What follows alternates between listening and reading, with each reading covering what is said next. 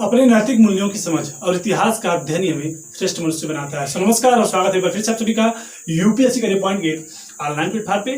और जैसा कि हम अपने संपूर्ण इतिहास को कवर करने के दृष्टिकोण से हम संपूर्ण इतिहास के लेटेस्ट वर्जन की सीरीज के अंतर्गत अब तक मध्यकालीन भारत के इतिहास यानी मिडाइवल हिस्ट्री ऑफ इंडिया के अंतर्गत अब तक हमने मुस्लिम आक्रमण पढ़ लिया है, उसमें भी हमने अरबी आक्रमण पढ़ लिया है। आज का हमारा टॉपिक होगा तुर्की आक्रमण। तो तुर्की आक्रमण के अंतर्गत भारत में किस प्रकार मुस्लिम सत्ता स्थापित होती है और किस प्रकार मुस्लिम सत्ता अपने स्थायित्व की चरम सीमा पर उभर के सामने आती है, इन सभी बातों का हम अध्ययन करेंगे। तो आइए स्टार्ट करते हैं। यदि बात करें हम तुर्की आक्रमण, तो ये दो प्रमुख व्यक्तियों के द्वारा यानी दो प्रमुख लोगों के द्वारा नेतृत्व इस आक्रमण का किया जाता है। सबसे पहले व्यक्ति थे महमूद गजनवी और दूसरे थे मोहम्मद गोरी। सबसे पहले आक्रमण किया था महमूद गजनवी ने, उसके बाद मोहम्मद गोरी। तो सबसे पहले हमारा आज का जो टॉपिक होगा वो होगा महमूद गजनवी। तो महमूद गजनवी ने भारत में किस प्रकार मुस्लिम सत्ता को स्थायित्व की चरम सीमा पर लाकर खड़ा कर दिया, किस प्रकार इन्होंने आक्रमण किए, इनके क्या कारण थे, उनका क्या क्या खुद का इतिहास था, उन सभी को हम तैयार करेंगे और पढ़ेंगे। तो आइए स्टार्ट करते हैं महमूद गजनवी के बारे में। तो बात करते हैं कि तुर्किस्तान या तुर्क में तुर्किस्तान एक देश था या फिर तुर्की एक देश था जिसमें एक प्रांत चला करता था, जिसके प्रांत का नाम था या जिस स्थान का नाम था गजनी। और इसी गजनी नामक स्थान पे गजनी नामक वंश चला करता था, जिस गजनी वंश को हम लोग यामिनी वंश भी कह सकते हैं या कहा जाता है। और इसी यामिनी वंश के जो संस्थापक थे वो थे अलतगीन। और इन्हीं के जो एक विश्वसनीय गुलाम थे, इनका नाम था सुबुक्तगीन। और सुबुक्तगीन के ही पुत्र हुआ करते थे महमूद गजनवी। तो एक बार फिर से रिकॉल करते हैं कि किस प्रकार हमने महमूद गजनवी तक अपनी पहुंच बनाई। कि महमूद गजनवी जो कि तुर्की थे, तो तुर्की जो देश था उस वक्त तुर्किस्तान के अंतर्गत आया करता था और जो कि वर्तमान में अफगानिस्तान के अंतर्गत आता है। तो तुर्की में एक जगह थी, एक स्थान था जिसका नाम था गजनी। और इसी गजनी नामक स्थान पे गजनी नामक वंश चला करता था, जिस वंश को हम लोग यामिनी वंश के नाम से भी जानते हैं। और इसी यामिनी वंश के संस्थापक जो थे, फाउंडर थे, वो थे अलतगीन। और अलतगीन के ही अलतगीन का कोई बेटा न होने के कारण, कोई उत्तराधिकारी नहीं होने के कारण, इनका एक विश्वसनीय गुलाम जिसका नाम था सुबुक्तगीन, वो इनके बाद गद्दी पे बैठता है। और इसी सुबुक्तगीन का बेटा था महमूद गजनवी, जिसके अंतर्गत सबसे पहला भारतीय तुर्क आक्रमण, भारत में प्रथम तुर्क आक्रमण को अंजाम दिया जाता है। तो आइए स्टार्ट करते हैं कि महमूद गजनवी का खुद का क्या सिस्टम था, भारत में आक्रमण करने के कारण क्या थे।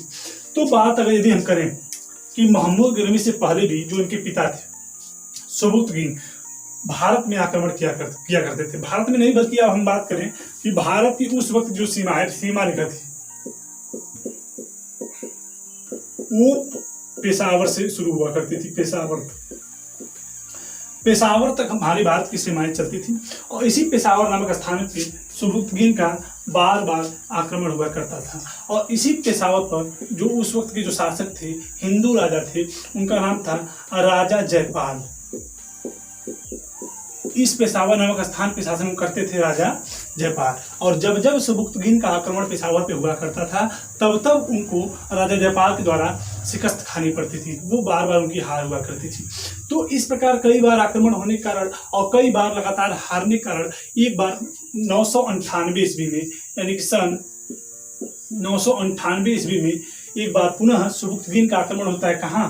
पेशावर पे। और इस बार राजा जयपाल इनको बहुत बुरी तरह परास्त करते हैं और इनकी हत्या कर देते हैं। और इस प्रकार सुबुक्तगीन की मृत्यु हो जाती है। और सुबुक्तगीन की 998 में मृत्यु होने के साथ ही उनकी गद्दी पर बैठते हैं उनके बेटे महमूद गजनवी। इन्हीं जिनके अंतर्गत भारत में तुर्की आक्रमण का हमें स्टडी करना है, पढ़ाना है और समझना है। तो आइए स्टार्ट करते हैं कि सन 998 ईस्वी में जब सुबुक्तगीन की मृत्यु हो जाती है, उसके बाद उनकी गद्दी बैठते हैं महमूद गजनवी। और महमूद गजनवी कसम खाते हैं कि हम भारत पे हर साल आक्रमण करेंगे और लूटेंगे। भारत पे उनके आक्रमण करने और लूटने के कुछ और भी प्रमुख कारण थे। पहला कारण था अपार धन संपत्ति। सेकेंड पॉइंट था मूर्ति पूजा। भारत में चूंकि उस वक्त मूर्ति पूजा हुआ करती थी और भारत को सोने की चिड़िया भी कहा जाता था।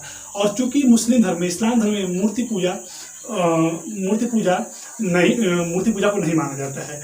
तो बुत परस्ती या मूर्ति पूजा को भंग करने के उद्देश्य से भी भारत में बार बार महमूद गजनवी के आक्रमण को देखा जा सकता है। और दूसरी बात, भारत में पड़ी हुई अपार संपत्तियों, अपार सोने को लूटना भी महमूद गजनवी का एक प्रमुख उद्देश्य हुआ करता था।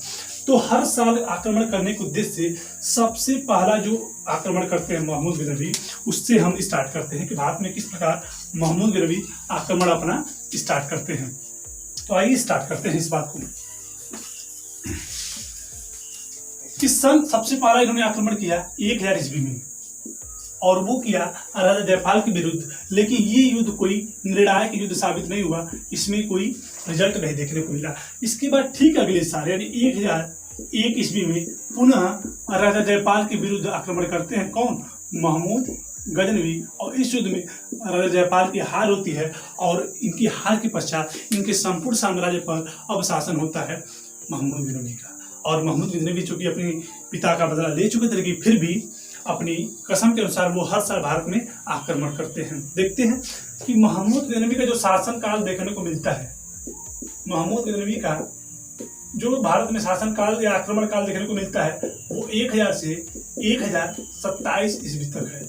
और इस इतने टाइम लाइन में इन्होंने 17 बार भारत में आक्रमण किए। कौन? महमूद गजनवी। कुल टोटल 17 टाइम्स भारत में आक्रमण किए। कौन? महमूद गजनवी। सबसे पहला आक्रमण इन्होंने किया राजा जयपाल के विरुद्ध, जिसमें कोई निर्णायक युद्ध नहीं हुआ। दूसरी बार फिर उन्होंने आक्रमण किया 1000 ईस्वी में, फिर राजा जयपाल के विरुद्ध, जिसमें राजा जयपाल की हार होती है। इसके बाद अगली 1004 ईस्वी में इन्होंने आक्रमण किया नगरकोट मंदिर, जो कि पड़ता है हिमाचल प्रदेश के कांगड़ा जिले में।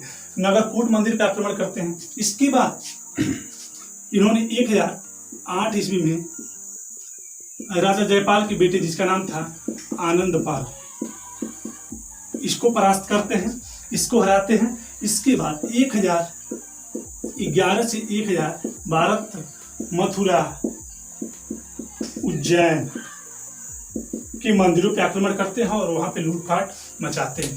इसके बाद इनका प्रमुख आक्रमण था 1014 में, जो कि 1014 में इन्होंने आक्रमण किया थानेश्वर महामंदिर, थानेश्वर महादेव मंदिर, थानेश्वर महादेव मंदिर।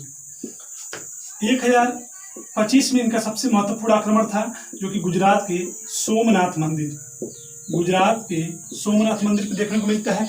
यही सबसे क्वेश्चन, यही से एग्जाम के पॉइंट्स ऑफ व्यू से यही से क्वेश्चन अधिक उठते हैं कि गुजरात के सोमनाथ मंदिर पे आक्रमण किसने किया था? तो वो थे महमूद गजनवी। कब किया था? तो वो 1025 में। और उस वक्त जब वो गुजरात पे आक्रमण किए थे, तो उस वक्त गुजरात पे कौन सा राजा शासन करता था? तो वो थे भीम प्रथम। तो भीम प्रथम उस वक्त गुजरात के शासक थे, और इन्होंने ही गुजरात के सोमनाथ मंदिर का निर्माण कराया था। इसके बाद जब इन्होंने गुजरात के सोमनाथ मंदिर पर आक्रमण कर लिया, वहां की अपार धन संपत्ति को लूट लिया, और इसके बाद इनका जो अंतिम आक्रमण था भारत में 1027 में, वो था जाटों के विरुद्ध, जो कि दिल्ली के आसपास युद्ध हुआ था जाटों के विरुद्ध। तो लगभग कुछ जो इंपॉर्टेंट टॉपिक्स थे, जो कि अक्सर एग्जाम में पूछे जाते हैं, उसको हमने आप सभी को दिखा दिया कि सबसे पहला आक्रमण 1000, उसके बाद फिर 1001 में जयपाल के विरुद्ध, इसके बाद 1004 में नगरकोट मंदिर, जो कि हिमाचल प्रदेश के कांगड़ा जिले में पड़ता है। 1008 में इन्होंने राजा जयपाल के जो बेटे थे आनंदपाल, उनको पराजित करते हैं। फिर 1011 से 1012 मथुरा और उज्जैन के मंदिरों पे लूटपाट और वहाँ पे अपना लूटपाट मचाते हैं। इसके बाद 1014 में थानेश्वर महादेव मंदिर पे आक्रमण करते हैं, उस मूर्तियों को तोड़ते हैं। इसके बाद 1025 में सोमनाथ, गुजरात के सोमनाथ मंदिर पर आक्रमण करते हैं। उसके बाद 1027 में इनका अंतिम अभियान था जाटों के विरुद्ध, और इसके बाद 1030 में महमूद गजनवी की मृत्यु हो जाती है। तो ये कुछ प्रमुख आक्रमण थे, और आक्रमण में इनका प्रमुख उद्देश्य हुआ करता था मूर्तियों को तोड़ना, बुत परस्ती को हटाना। इसीलिए इतिहासकार महमूद गजनवी को मूर्ति भंजक या बुत कीचन के नाम से भी कहते हैं। तो ये थे कुछ प्रमुख आक्रमण जो आप लोग तैयार कर लेंगे। उम्मीद है कि आप सभी को समझ में आया होगा। तो आइए थोड़ा सा एक पॉइंट और समझते हैं महमूद गजनवी के बारे में। इनके समय के कुछ प्रमुख लेखक थे, कुछ प्रमुख कवि थे, इनके बारे में थोड़ी क्वेश्चन पूछते हैं एग्जाम्स में कि सबसे पहला जो कवि था महमूद गजनवी। पहले कवि थे अल-बरूनी, अल-बरूनी। दूसरे थे अल-बरूनी ने किताब उल हिंद नामक पुस्तक रचना की थी, किताब उल हिंद, ये इंपॉर्टेंट टॉपिक है, किताब उल हिंद। दूसरे थे फिरदौसी, फिरदौसी जिन्होंने शाहनामा नामक पुस्तक की रचना की थी, शाहनामा। थर्ड थे उत्बी जिन्होंने चचनामा नामक पुस्तक की रचना की थी। और अंत थे बैहाकी जिन्होंने, इनके पिता जिनका नाम था सुबुक्तगीन, उनकी जीवनी को, उनकी बायोग्राफी को लिखा था बैहाकी ने, जिस किताब का नाम था तारीके सुबुक्तगीन। तो मोहम्मद गजनवी से जितने भी क्वेश्चन पूछे जाते हैं एग्जाम्स में, उसको समझिए। इनके कुछ प्रमुख आक्रमण जो आप याद रखिए, उसके बाद इनके समय कुछ प्रमुख लेखक या कवि थे, उनको आप समझिए। पहले थे अल-बरूनी जिन्होंने किताब उल हिंद या तारीके हिंद, तहकीके हिंद, इस पुस्तक की रचना की, किताब उल हिंद की रचना की, किसने? अल-बरूनी ने। सेकेंड पॉइंट कवि थे फिरदौसी जिन्होंने शाहनामा नामक पुस्तक की रचना की।